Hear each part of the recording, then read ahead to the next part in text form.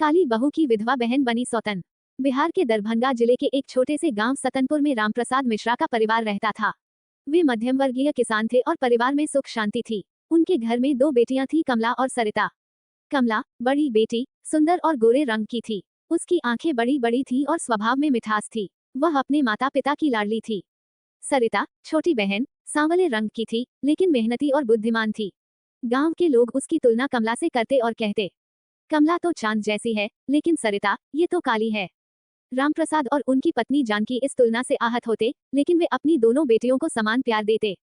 कमला हमेशा अपनी बहन का साथ देती थी। जब भी कोई सरिता को उसके रंग के कारण चिढ़ाता, तो वह कहती, रंग से कुछ नहीं होता, असली सुंदरता इंसान के दिल में होती है।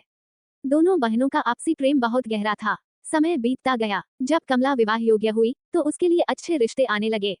एक दिन गांव के प्रतिष्ठित परिवार से रामेश्वर सिंह का रिश्ता आया। रामेश्वर पढ़ा लिखा और अच्छे संस्कारों वाला युवक था। कमला के माता पिता को यह रिश्ता पसंद आया और शादी तय हो गई। शादी धूमधाम से हुई और कमला पटना के एक संपन्न परिवार की बहू बन गई। वह बहुत खुश थी और अपने ससुराल में सम्मान से रहने लगी।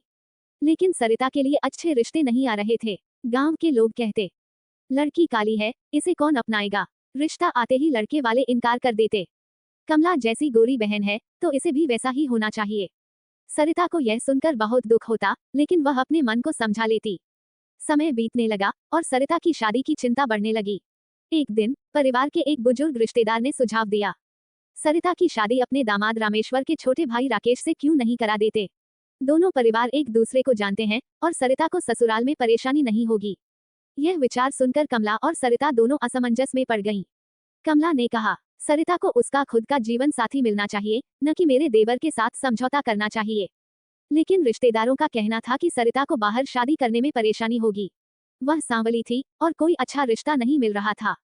आखिरकार माता पिता के दबाव में आकर सरिता और राकेश की शादी तय कर दी गई। शादी की तैयारियां हो रही थी, लेकिन तभी एक भयानक घटना घटी। रामेश्वर की अचानक मृत्यु हो गई। कमला विधवा हो गई। वह अपनी दुनिया उजड़ते देख रो पड़ी। अब वह अपने ससुराल में पराई हो गई थी। सास ने कहा, अब हमारे बेटे की पत्नी का यहाँ क्या काम। समाज ने कहा, कमला को अब मायके भेज देना चाहिए। कमला के दिल पर पहाड़ टूट पड़ा। वह अपने ससुराल को छोड़कर जाने के लिए तैयार नहीं थी। कमला के ससुराल में सबने सोचा कि एक विधवा बहू को घर में रखना ठीक नहीं। एक दिन परिवार के बुजुर्गों ने कहा, अगर कमला को इस घर में रहना है, तो उसे फिर से शादी करनी होगी। कमला हैरान रह गई। उसने कहा, मैं शादी नहीं करना चाहती। यह मेरा घर है, मैं यहीं रहूंगी। परंतु समाज की रीति रिवाज कठोर होते हैं। उन्हें एक विधवा बहू स्वीकार नहीं थी। फिर एक और प्रस्ताव आया, सरिता की शादी रामेश्वर के छोटे भाई राकेश से करा दी जाए, ताकि कमला इस घर में रह सके।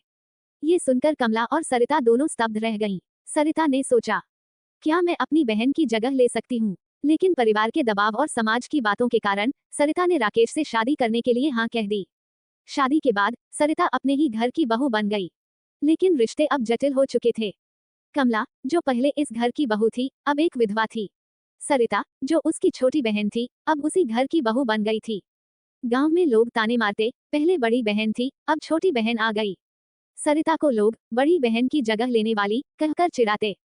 कमला, जो कभी इस घर की बहू थी, अब एक पराई स्त्री बन गई थी। अब वह विधवा थी और उसका समाज में कोई स्थान नहीं था। लेकिन दोनों बहनों ने समाज की परवाह किए बिना एक दूसरे का साथ निभाने का फैसला किया। समय बीतने लगा। सरिता और राकेश का वैवाहिक जीवन सामान्य हो गया। कमला ने अपने लिए एक नई राह चुनी। वह गांव की महिलाओं को शिक्षा देने लगी। धीरे धीरे समाज बदलने लगा। लोग अब कमला को विधवा नहीं, बल्कि एक सशक्त महिला के रूप में देखने लगे। सरिता और कमला ने ये सिखाया कि रिश्ते खून से बनते हैं, न कि समाज के नियमों से। अब कोई उन्हें सौतने नहीं कहता था, बल्कि अटूट बंधन वाली बहनें कहता था। समाज की परंपराएं हमेशा सही नहीं होती, बदलाव जरूरी है। रिश्ते सिर्फ नाम से नहीं, प्यार और आपसी समझ से बनते हैं। एक महिला को अपनी पहचान खुद बनानी चाहिए। बचपन का प्यार और बहन का रिश्ता किसी भी नए रिश्ते से ऊपर होता है।